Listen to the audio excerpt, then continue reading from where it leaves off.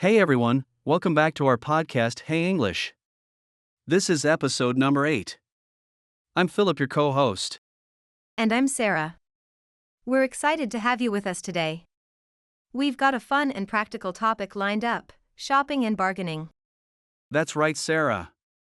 Shopping is something we all do, whether it's grabbing groceries, buying clothes, or hunting for the best deals online. Exactly, Philip. And bargaining, well, that's a skill in itself. Knowing how to negotiate can save you money and make your shopping experience even more enjoyable. In today's episode, we'll walk you through different types of shopping experiences, share essential vocabulary and phrases, and give you some pro tips on how to bargain effectively. We'll also delve into shopping idioms, cultural differences in bargaining, and how to stay safe while shopping online. Plus, we'll cover shopping for various occasions, from everyday groceries to special holiday sales. So, whether you're a seasoned shopper or just starting out, there's something here for everyone. We're going to make sure you leave with some valuable tips and tricks. And don't forget, along the way, we'll explain some useful English vocabulary, grammar rules, idioms, and phrases to help you navigate these shopping scenarios like a pro. Alright, let's get started. Grab your shopping bags and let's dive into the world of shopping and bargaining. Ready, Sarah? Ready, Philip? Let's go. Alright, let's dive into our first topic: the different types of shopping experiences. Sarah, what kind of shopping do you enjoy the most? I love visiting local markets and boutiques. There's something so charming about finding unique items and supporting small businesses. How about you, Philip? I totally agree. There's a personal touch in those places that you don't always get in big malls. Speaking of which, I also enjoy shopping at malls for the convenience and variety they offer. You can find everything you need in one place. Absolutely. And then there's online shopping, which has become incredibly popular. It's super convenient. You can shop from the comfort of your home and have everything delivered to your door. True, online shopping is a game changer. But each shopping experience comes with its own set of vocabulary. For instance, when you're at a mall, you might hear terms like food court, anchor store, and sale rack. Yes, and in local markets, you might come across words like stall, vendor, and handcrafted. These are all important to know to fully enjoy the shopping experience. And when it comes to online shopping, phrases like add to cart, checkout, and shipping options are essential. Plus, understanding the terms and conditions can save you from any surprises later on. Exactly. Let's not forget return policy. Knowing if and how you can return items is crucial. So, Philip, do you have any funny or interesting shopping stories? Oh, definitely. Once, I was at a local market and tried to bargain for a necklace. I thought I was doing great, but it turned out I was just complimenting the vendor's bargaining skills. We both had a good laugh, and I ended up getting a fair deal. That's hilarious. I remember getting lost in a huge mall once. I spent hours wandering around, but I found some great stores I wouldn't have visited otherwise. Sometimes, those unexpected moments make the best memories. Absolutely. Shopping can be an adventure, whether you're exploring new places or finding hidden gems online. The key is to enjoy the experience and not be afraid to try different types of shopping. And with the right vocabulary and phrases, you can navigate any shopping scenario with confidence. So next time you go shopping, whether it's at a market, a mall, or online, try out some of these new terms and see how they enhance your experience. Great advice, Sarah. Now that we've covered the types of shopping experiences, let's move on to some useful vocabulary and phrases that will make your shopping trips even smoother. Sounds good, Philip. One of the most common phrases you'll need is "how much does this cost?" It's a simple way to ask for the price of an item. Right, and if you're looking for something specific, you can say, "Do you have this in another size?" Or "Do you have this in another color?" These phrases are super handy when you're shopping for clothes or shoes. Another useful phrase is "can I try this on?" You'll need this in clothing stores to ask if you can use the fitting room. And don't forget, "where's the fitting room?" is also very helpful. Yes, and once you've decided to buy something, knowing how to ask for a discount can be beneficial. You could say, "Is there a discount on this item, or do you offer any discounts?" And if you're at the checkout, it's good to know phrases like "I'd like to pay by credit card" or "Can I pay with cash?" Depending on the store, they might have different payment options. Also, don't forget to ask for a receipt. You can say, "Can I have a receipt, please?" This is important in case you need to return or exchange the item later. Speaking of returns, it's useful to know the store's return policy. You might ask, "What is your return policy?" or "Can I return this if it doesn't fit?" Exactly. And when it comes to online shopping, terms like add to cart, checkout, and shipping options are essential. Understanding these will help you navigate online stores more efficiently. Let's do a quick role play to put some of these phrases into context. Imagine you're at a clothing store and you find a jacket you like. All right. Excuse me, how much does this jacket cost? That jacket is $50. Would you like to try it on? Yes, please. Where's the fitting room? The fitting rooms are at the back of the store. Just let me know if you need a different size. Thanks. Also, do you offer any discounts on this jacket? We do. There's a 10% discount if you sign up for our newsletter. Great, I'd like to do that. And can I pay by credit card? Of course. Here's your receipt, and don't forget, you can return or exchange the jacket within 30 days. Perfect. That was easy. Knowing these phrases really helps make the shopping experience smoother and more enjoyable. Absolutely. And the more you practice, the more natural it will feel. So next time you go shopping, try using some of these phrases and see how they enhance your experience. Now that we've got the basics down, let's talk about some bargaining tips and techniques to help you get the best deals. Bargaining can be a lot of fun, and it's a great way to save money. One of the first tips is to always start with a lower offer than what you're willing to pay. This gives you room to negotiate. That's a good point. Another tip is to do your research beforehand. Knowing the typical price range for the item you're interested in can give you an advantage. You don't want to overpay or make an offer that's too low and insulting. Absolutely. And it's important to be polite and friendly. Building a good rapport with the seller can make a big difference. You could say something like, "I really like this, but it's a bit out of my budget. Can you do any better on the price?" Yes, showing genuine interest can help. Also, be prepared to walk away. Sometimes, the best deals come when the seller sees that you're willing to leave without buying. They might offer you a better price to keep you from leaving. Exactly. And don't be afraid to ask about discounts for multiple items. You might say, "If I buy 2 of these, can you give me a discount?" Sellers are often more willing to negotiate if you're buying more. Another technique is to use silence as a tool. After making an offer, stay quiet and let the seller think. The silence can sometimes prompt them to lower the price. That's a clever strategy. And when the seller makes a counteroffer, try not to accept it immediately. Hesitate a bit and then counter again. It shows you're serious about getting a good deal. Also, it helps to have cash on hand. Cash can be more persuasive than a credit card, especially in markets or smaller shops. You might say, "I can pay cash right now if you can lower the price." Definitely. And remember, it's not just about the price. Sometimes, you can ask for extras, like free delivery or an additional item included. It's all part of the negotiation process. Right. And if the seller can't go any lower on the price, you could ask, "Is there anything else you can include to make this deal better?" This can lead to some interesting additions. Great tips, Philip. Bargaining is a skill that improves with practice, so don't be discouraged if you don't get the best deal right away. The more you do it, the better you'll become. Exactly. So next time you're at a market or in a shop where bargaining is acceptable, try out these techniques and see how they work for you.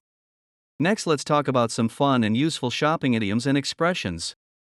Shopping idioms can really add color to your conversations. One of my favorites is "shop till you drop." It means to go shopping until you're exhausted. That's a good one.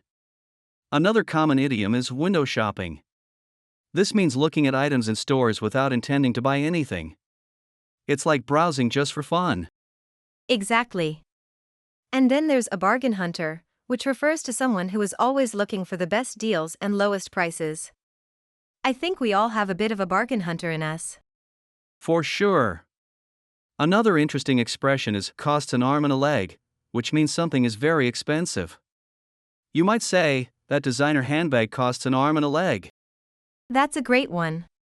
There's also in the market for, which means you're looking to buy something specific. For example, I'm in the market for a new laptop. And don't forget pay through the nose, which means to pay a lot of money for something, often more than it's worth. Like, I had to pay through the nose for those concert tickets. Yes, and to hit the shops means to go shopping. It's a casual way to say you're going out to look for things to buy. For instance, let's hit the shops this weekend. Another useful idiom is get more bang for your buck, which means getting good value for the money you spend. You might use it in a sentence like, I bought this phone on sale, and I feel like I got more bang for my buck. That's a really good one.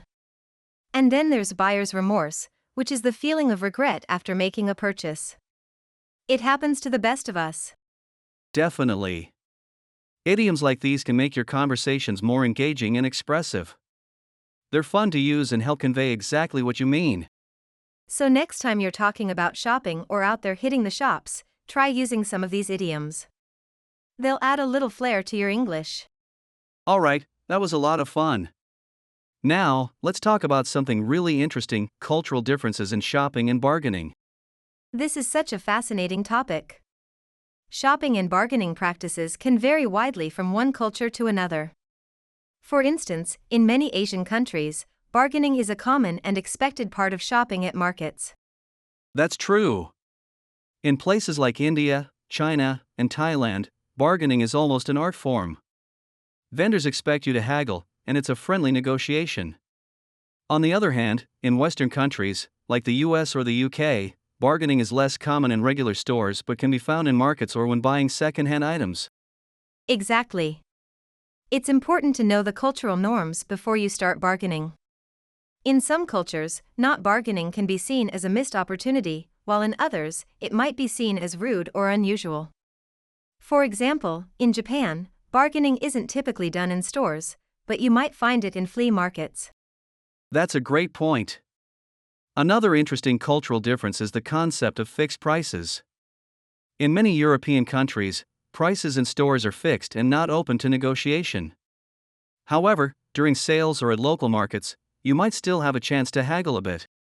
And let's not forget the Middle East, where bargaining is a key part of the shopping experience, especially in souks or bazaars. It's expected, and you can often get a significant discount if you're good at it. Absolutely. In these regions, it's not just about getting the best price, it's also about the interaction and building a relationship with the seller. They often appreciate when you take the time to engage in a friendly negotiation. One tip for travelers is to always observe the locals. See how they interact with vendors and follow their lead. It's a great way to learn the norms and avoid any cultural faux pas. That's a smart strategy.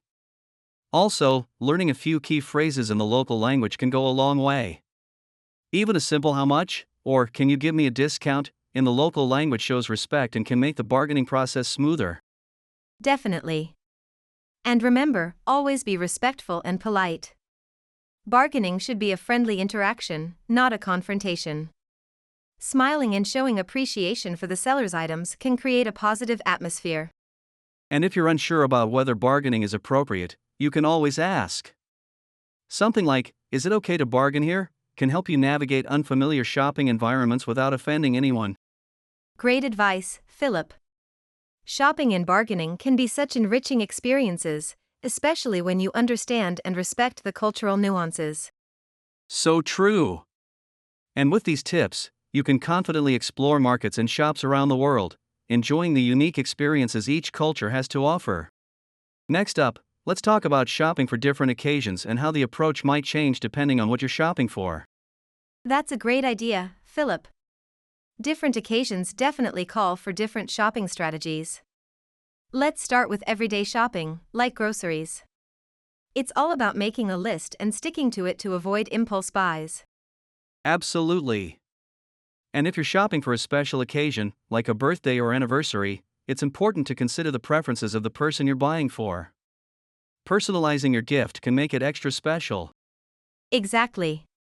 And for big holidays like Christmas or Thanksgiving, planning ahead is key. Many people take advantage of sales and start their holiday shopping early to avoid the last-minute rush and to get the best deals. Right. For holidays, it's also smart to set a budget. It's easy to overspend when you're caught up in the festive spirit. Also, if you're buying decorations, think about reusable items to save money in the long run. That's true. And then there are seasonal sales, like Black Friday or back-to-school shopping. These are great times to buy electronics, clothes, and school supplies at discounted prices. But remember, it can get pretty hectic, so having a plan is crucial. Definitely. And what about shopping for events like weddings or graduations? These often require more formal attire, so it's a good idea to shop in advance to allow time for any necessary alterations. Great point. And if you're buying gifts for these events, think about what the person might need or appreciate during this new phase of their life.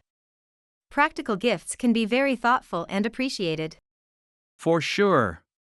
And let's not forget travel shopping. Packing light and making sure you have all the essentials can make your trip much smoother. Creating a checklist can be very helpful. Definitely. And if you're traveling internationally, researching the local climate and customs can guide your shopping choices. You might need specific clothing or accessories that are appropriate for your destination. And speaking of traveling, sometimes buying souvenirs can be part of the experience. Look for unique items that represent the place you visited, but remember to compare prices and quality. Yes, souvenirs are great. Just be mindful of the local customs and be respectful when negotiating prices. And if you're shopping for special dietary needs or health-related items, always read labels carefully and ask for assistance if needed. Good advice, Sarah. Tailoring your shopping approach to the occasion can make the process more efficient and enjoyable. And with the right strategies, you can make the most of every shopping trip. Absolutely. So next time you're preparing for a special occasion, remember these tips and strategies. Now, let's shift gears and talk about online shopping and some important safety tips to keep in mind. Online shopping has become so convenient, hasn't it? You can browse and buy from the comfort of your home. But with that convenience, it's important to stay aware of safety practices. Absolutely. First off, always shop from reputable websites. Look for well-known brands and check customer reviews. If a site looks too good to be true, it might be a scam. Good point. And make sure the website is secure. You should see https:// at the beginning of the URL, and there should be a padlock icon next to it. This indicates that the site is using encryption to protect your data. Exactly. Another tip is to use strong, unique passwords for your online shopping accounts. Avoid using the same password across different sites, and consider using a password manager to keep track of them. Yes, and it's a good idea to enable two-factor authentication if the website offers it. This adds an extra layer of security by requiring a second form of verification. When making a purchase, use secure payment methods. Credit cards are generally safer than debit cards because they offer better fraud protection. Also, consider using digital payment services like PayPal for an extra layer of security. And keep an eye on your bank statements and transaction history. If you notice any unusual activity, report it to your bank immediately. It's better to catch any issues early. Definitely. And when shopping for deals, be cautious with email offers and links. If you receive a discount or promotional email, verify the legitimacy of the offer before clicking any links or providing personal information. That's a great tip. Phishing scams are common, and they often look like legitimate emails from well-known companies. If in doubt, go directly to the company's website and check for the offer there. And speaking of offers, be wary of deals that seem too good to be true. Scammers often use attractive offers to lure people into providing personal information or making payments on fake websites. Exactly. It's also important to check the return and refund policies before making a purchase. Make sure you understand the terms in case you need to return an item or get a refund. Yes, knowing the return policy can save you a lot of hassle. And remember to keep confirmation emails and receipts for your records. They can be useful if there are any issues with your order. Great advice, Philip. By following these safety tips, you can enjoy online shopping while protecting your personal information and avoiding potential pitfalls. Exactly. Online shopping offers a lot of convenience, and with these tips, you can make the most of it safely. So, that wraps up our discussion on shopping and bargaining. We hope you found these tips and insights useful. We've covered a lot of ground today, from the different types of shopping experiences to valuable bargaining tips, and even how to navigate cultural differences. Exactly, Philip. We also delved into some fun shopping idioms and practical safety tips for online shopping. We hope you found these insights helpful and that they'll make your shopping experiences more enjoyable and efficient. Remember, whether you're hunting for bargains at a local market, navigating a bustling mall, or shopping online, having the right strategies and knowing the lingo can really enhance your experience. And don't forget, every shopping experience can be a chance to learn something new, whether it's about different cultures, new vocabulary, or just finding that perfect item. We'd love to hear about your shopping adventures or any tips you have. Feel free to share your thoughts in the comments below. And if you enjoyed this discussion, don't forget to like, subscribe, and hit the notification bell so you never miss out on our latest content. Thanks for joining us today. Thanks, everyone. Until next time, happy shopping and take care. See you next time.